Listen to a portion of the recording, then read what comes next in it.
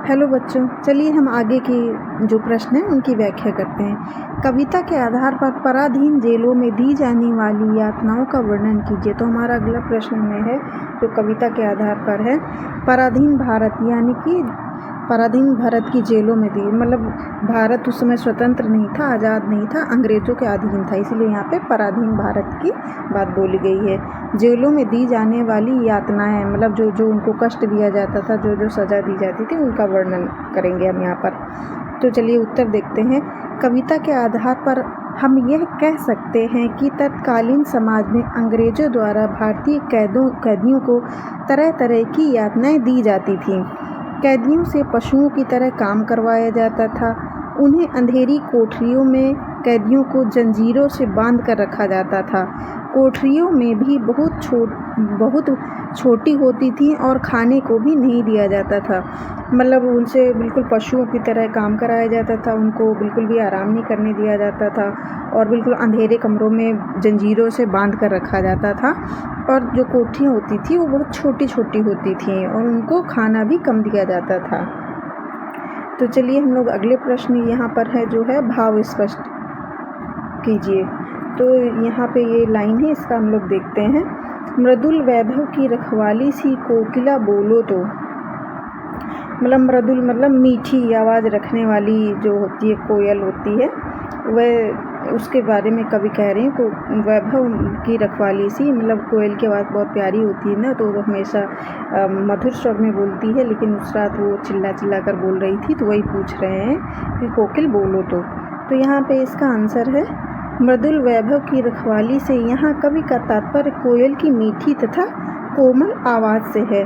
उसकी आवाज़ में हमेशा होने के बाद भी जब वह वेदनापूर्ण आवाज़ में चीख उठती है तो कवि उससे उसकी वेदना का कारण पूछता है। यहाँ पर कवि कह रहे हैं कि कोयल की आवाज़ तो बहुत मीठी और मधुर होती है, लेकिन वो पता नहीं क्या कारण है कि वो इस वेदना के साथ उसकी आवाज़ जो है वो अपनी आवाज़ में चीख रही है। तो वही इस जो पंक्तियाँ हैं इसका भाव है। तो चलिए हम लोग आगे पढ़ते हैं। मोट खींचता लगा पेट पर जुआं, खाली करता हूँ ब्रिटिश अकड़ का कुआं। तो इसका चलिए स्पष्ट करते हैं इसको। अंग्रेजी सरकार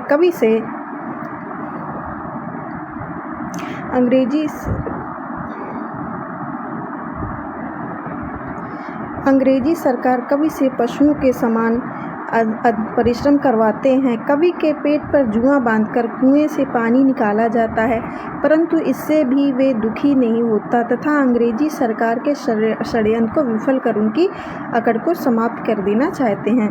तो यहाँ पर कवि कह रहे हैं कि अंग्रेजी सरकार जो है वो जो वहाँ पे कैदी थे, उनके जेलों में जो कैदी थे उनसे जो है पशुओं की तरह कार्य करते थे, परिश्रम करवाते थे। जैसे पिछले जो पहले के ज़माने होते थे उनमें जो है बैलों के ऊपर कोल्हू रख के उनसे दिन भर कार्य कराते थे, काम कराते थे।